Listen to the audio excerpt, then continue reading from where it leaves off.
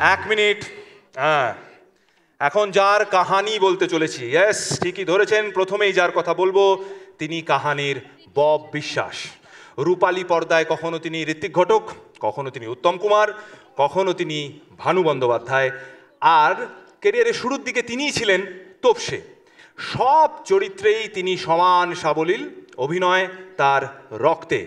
আমার অন্যতম প্রিয় সহ অভিনেতা শাশ্বত চট্টোপাধ্যায়, দেখে নেব তার পথ চলা।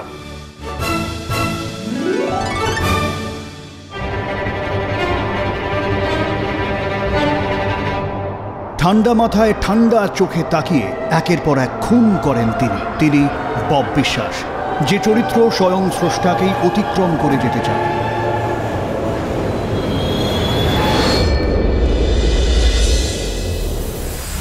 কিন্তু চরিত্রের ভিতর লুকিয়ে থাকা অবিকল রূপ এবং সেই রূপকে জড়িয়ে থাকে যে অতলান্ত অরূপ, তাকে তিনি বারবার নিবিড় নিষ্ঠার সঙ্গে ফুটিয়ে তোলেন নিজের সপ্রভিত অন্বেষায়। নিজের দেশটাকে আগে জানো।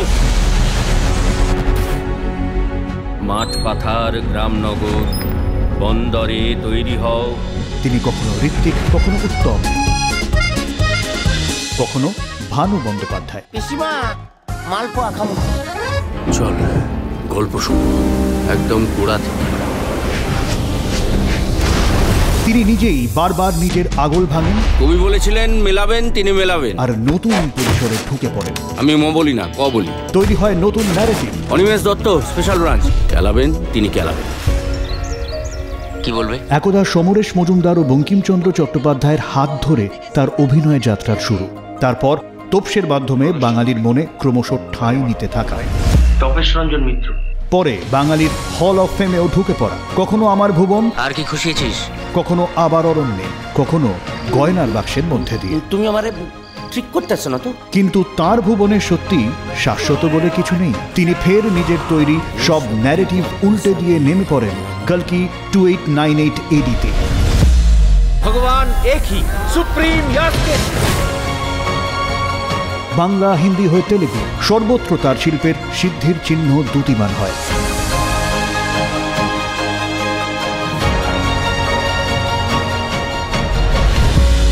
শাশ্বত চট্টোপাধ্যায় অভিনয় কর্মে অসামান্য অবদানের জন্য আপনি জি 24 ঘন্টা অনন্য সম্মানে সম্মানিত।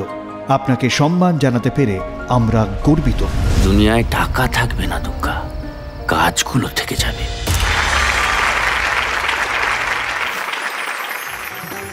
মঞ্চে আসতে অনুরোধ করছি আমার অপুদা অর্থাৎ শাশ্বত চট্টোপাধ্যায়কে। সেই সঙ্গে সঙ্গে মঞ্চে ডেকে নেব জি 24 ঘন্টা এবং জি রাজস্থানের চ্যানেল হেড মিস্টার আশিস দাবেকে। মঞ্চে আসতে অনুরোধ করছি mister Nirmalya Kumar, AVP Berger Paints India limited, এবং mister Abhimanyu Roy, chief marketing manager Berger Paints India limited. ওনাদের সঙ্গে সঙ্গে মঞ্চে ডেকে নেব আরও একজন প্রিয় মানুষ, পরিচালক অভিনেতা কৌশিক গাঙ্গুলিকে। জি 24 ঘন্টার পক্ষ থেকে উত্তরীয় অপুদার হাতে তুলে দিচ্ছেন mister Ashish Dabe. Ashish sir, can you please do the honours? Mister Nirmalya Kumar এবং মিস্টার অভিমন্যু রয়, আপনাদেরকে অনুরোধ করব যদি শংসাপত্র বা সার্টিফিকেটটি অপুদার হাতে তুলে দেন। জি 24 ঘন্টা অনন্য সম্মান 1431 সুদৃশ্য ট্রফিটি অপুদার হাতে তুলে দেওয়ার জন্য অনুরোধ করছি, আমি ডাকনামই ডাকি, কেজিকে, কৌশিক গাঙ্গুলিকে।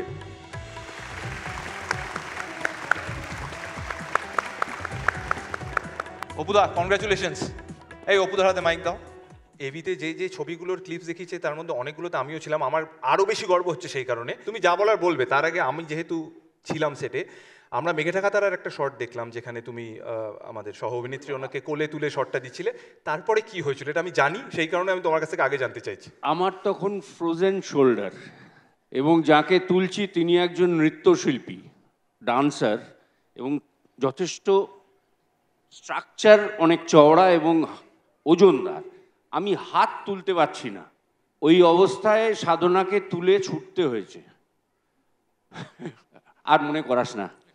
আর সব থেকে ভালো লাগছে এখানে আপনাদের কাছ থেকে এত কিছু পেয়ে ভালো তো লাগছেই, আজকে আরও স্পেশাল লাগছে কারণ আমার এভিতে যা যা দেখালো তাতে মানে এতদিন ধরে যা কাজ করেছি তাতে আমার ডান পাশে যিনি আছেন সেই কৌশিক গাঙ্গুলি এবং আমার বাঁদিকে ডায়াগোনালি সোজা যিনি বসে আছেন চূর্ণী গাঙ্গুলি, এই দুই গাঙ্গুলির অবদান অনেক। তো তাদের মধ্যে একজনের হাত থেকে পুরস্কার পেয়ে আরও ভালো লাগছে। জি24 ঘন্টায় আমি সব্যসাচী আপনাদের সঙ্গে, আর জি24 ঘন্টা অনন্য সম্মান 1431 যিনি সম্মানিত শাশ্বত চট্টোপাধ্যায় রয়েছেন আমাদের সঙ্গে। আর শাশ্বতদার ইন্ট্রোডাকশন দিয়ে আমার মনে হয় না সময় নষ্ট করার কোনো মানে হয়। কেমন লাগছে? হ্যাঁ, স্বীকৃতি পেতে কার না ভালো লাগে। চিরকালই তো মানুষজন, স্পেশালি আমরা অভিনেতারা একটু বেশি লোভী হই, তো পাওয়া যাচ্ছে ভালোই, কিন্তু এক্সপেকটেশন বেড়ে যায় না, কিন্তু সেটা আরো চাপ হয়ে যায়। তোমার কি মনে হয় যে এক্সপেকটেশন তোমার ছিল, স্বীকৃতির এক্সপেকটেশন, এইখানে সেটা মানে আমার যেটা, আমি জীবনটাকে যেভাবে দেখি না, আমার একটা সুবিধে আছে। আমি না গতকালের কথা, খুব ভালো জিনিস কিছু না ঘটলে ভুলে যাই, খারাপ জিনিস ভুলে যাও। হ্যাঁ, একটা ছবি করলাম, সেটা খুব ভালো চললো, তারপরে কিন্তু ওটা সম্বন্ধে ভুলে যাই। কারণ আমার একটা প্লাস পয়েন্ট হচ্ছে, আমি কালকের দিনটা মনে করবো যে আমি ইন্ডাস্ট্রিতে প্রথম পা রাখলাম। আচ্ছা, না হলে খুব মুশকিল হয়। মানে নিজের সাকসেস নিয়ে যদি বেশি বা ফেলিয়ার নিয়ে যদি বেশি ভাবি, আমার মনে হয় না ভালো কাজ করতে পারবো। আচ্ছা, তা তুমি এখন যেসব জায়গায় কাজ করছো, এখানে করেছো, দীর্ঘদিন করেছো, তোমার কি কোথাও গিয়ে মনে হয়েছে যে এখানে তুমি একটু হলেও আন্ডার রেটেড? না, মানে আন্ডার রেটেড, রেটটা কারা করবেন সেটাও তো হচ্ছে একটা ব্যাপার। মানে আমি যদি বলি ইন্ডাস্ট্রি আমাকে যেভাবে ইউজ করা যায় সেইভাবেই করেছেন। আমি তো মানে আমি যেটা বিশ্বাস করি যে আমি দেব হওয়াটা আমার হবে না কোনোদিন, আমার মধ্যে সেই ব্যাপারটা নেই। এবং উল্টে আরেকটা চাপ হচ্ছে যে আমার পেছনে যার ছবি রয়েছেন, ওনার যা স্ক্রিন প্রেজেন্স ছিল এবং যা দেখতে লাগতো ওনাকে, আমার তো প্রথম কথা অভিনয় করতে আসাটাই মানে খুব গন্ডগোলের জায়গা। এটা শাশ্বত চট্টোপাধ্যায় বলছেন যে নীলকণ্ঠ বাগচি করেছেন। না না, সে তো আমাকে যিনি উত্তম কুমারের ভূমিকায় অভিনয় করছেন, যিনি ভানু বন্দ্যোপাধ্যায়ের রোল করছেন, আমি সব মেনে নিচ্ছি। তুমি উত্তম কুমার হয়ে পর্দায় আসছো, সেটা তো আমি মানে উত্তম কুমার হয়ে উঠতে কতটা পেরেছি সেটা আমার ম্যানারিজম এবং লুকটা তো আমার হাতে নেই, লুকটা তো করা হয়েছিল, যাকে তাকে তো করতে পারো, আমি তো চাইলে হতে পারবো না। আমিও কিন্তু পুরোটা হতে পারিনি, আমার যা করতে হয়েছে অভিনয় দিয়ে করতে হয়েছে, ওটা সম্ভব না। আমার নিজেকেই কিছু কিছু শটে খুব খারাপ লেগেছে দেখতে, কারণ সারাক্ষণ মাথার উপরে সেই মুখটা ভাসছে। তোমার এই ছবির যখন ক্লিপিংস ফেসবুকে এলো, প্রত্যেকে কমেন্ট করেছে অবিকল উত্তম কুমার। কিছু কিছু অ্যাঙ্গেলে এমন লাগছে, কিছু তারপরে তুমি বলছো তোমার স্ক্রিন প্রেজেন্স এরকম নয়। কিছু অ্যাঙ্গেলে লাগতে পারে। আবার প্রলয়, সেটা তো রাজ চক্রবর্তী মানে ওইভাবে কেউ ভাবেনি আমাকে নিয়ে।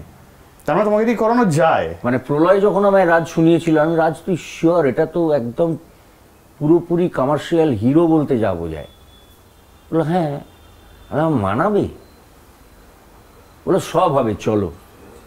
মানে রাজ চক্রবর্তী স্টার মেকার, কি বলবো, এটা সবাই খুব একটা চেষ্টা করেন না।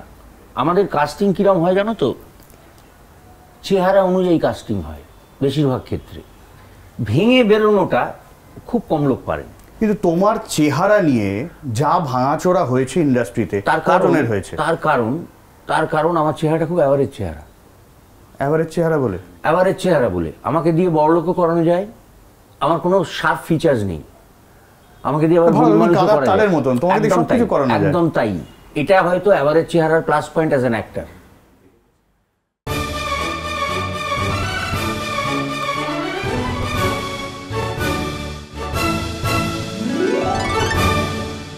তুমি কি শুভেন্দু চট্টোপাধ্যায়ের ছেলে বলেই অভিনয় এসেছো, নাকি তোমার অভিনয়টা? আমার কোনো প্ল্যান ছিল না। তুমি থিয়েটারটা শুরু করলে কেন তাহলে? মানে যখন দস্তিদার কাছে গেলে? আমি ছোটবেলা থেকে থিয়েটারটা খুব পছন্দ করতাম। আচ্ছা, আমার সিনেমা হলে ফোবিয়া ছিল।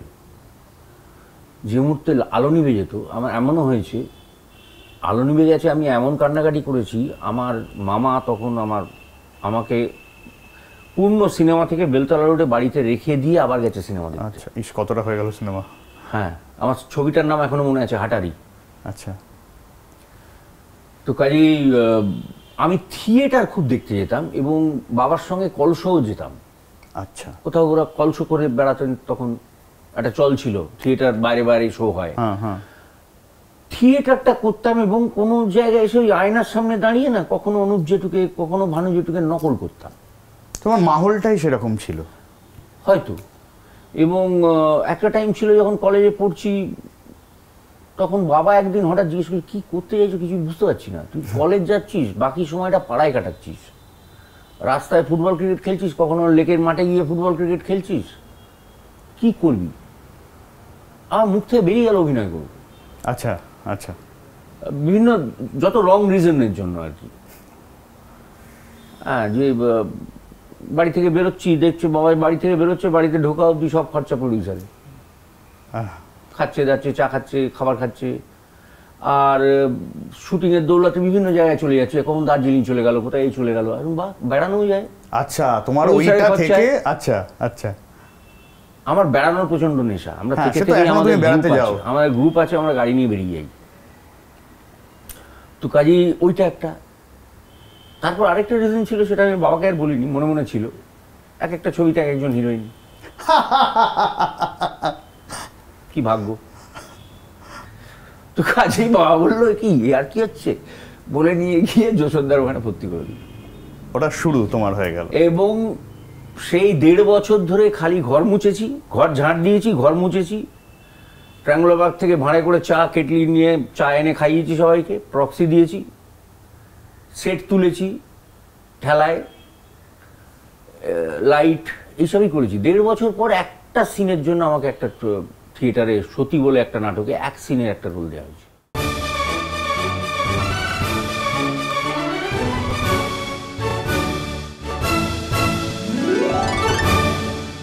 প্রচুর কথা বলার আছে, সময়টা এত কম।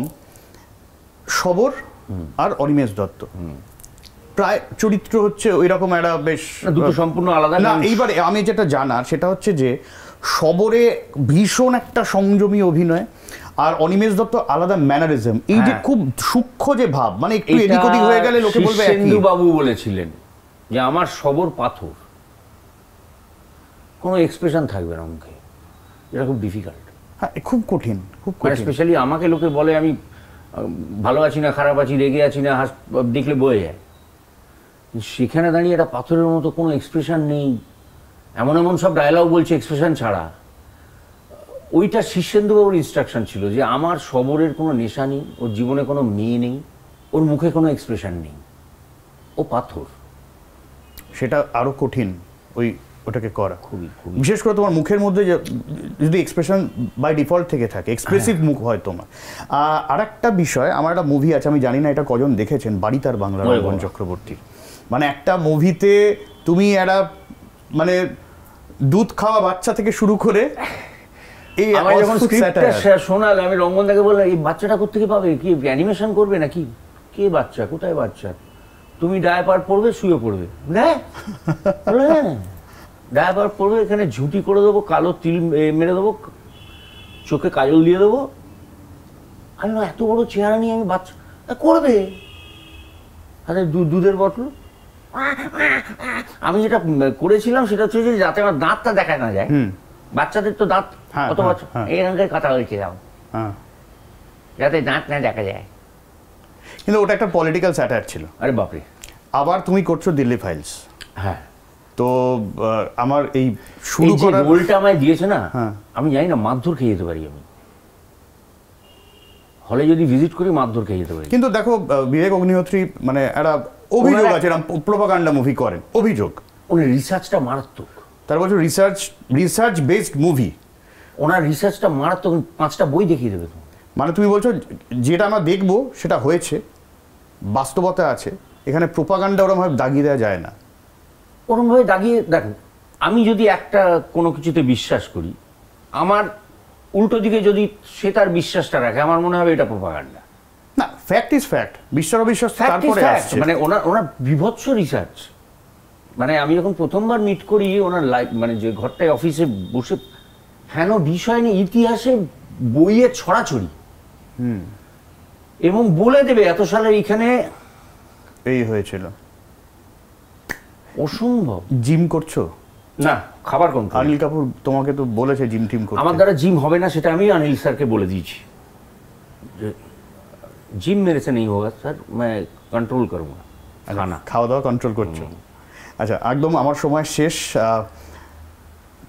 আর কোনো এরকম কিছু আছে যেখানে তোমার মনে হচ্ছে এটা আমি করতে পারি, এখনো আমি করতে চাই, যেটা আমি এখনো পাইনি? আমার খুব ইচ্ছে আছে মুক ও বধির। আচ্ছা, মানে এখন অব্দি করিনি, যে গলা দিয়ে একটা শব্দও বেরোবে না, সেরকম একটা রোল। তার কারণ হচ্ছে খুব ডিফিকাল্ট শুধু এক্সপ্রেশনে দিয়ে বোঝানো, আর দ্বিতীয় হচ্ছে আলাদা করে ডাবিংয়ের ডেট লাগবে না। আচ্ছা, আমার সময় প্রায় শেষ। আর তোমাকে মানে আমরা অবশ্যই গর্বিত তোমাকে সম্মান জানাতে পেরে। তো যারা জি 24 ঘন্টা দেখছেন তাদের জন্য কি বলবো? কি বলি, জি 24 ঘন্টা দেখুন। দাদা অনেক ধন্যবাদ। আর দাদার সাথে কথা হলো, একজন ফ্যান বয় কথা বললো অ্যাকচুয়ালি, বাবা, ঠিক আছে? ফলে সেই জায়গা থেকে প্রচুর প্রচুর কথা প্রশ্ন বাকি থেকে গেল। তবে তোমাকে আবারও ধন্যবাদ, ভালো থেকো, সুস্থ থেকো, আর আমাদের আরও ভালো ভালো কাজ দাও। কাজ তো আমার হাতে নেই, যদি আমাকে কেউ কাজ ভালো দেয় তাহলে আমি সেটা করতে পারি। আরও ভালো কাজ আসুক, ভালো থেকো। বাংলার আওয়াজ, বাঙালির আবেগ, জি 24 ঘন্টা।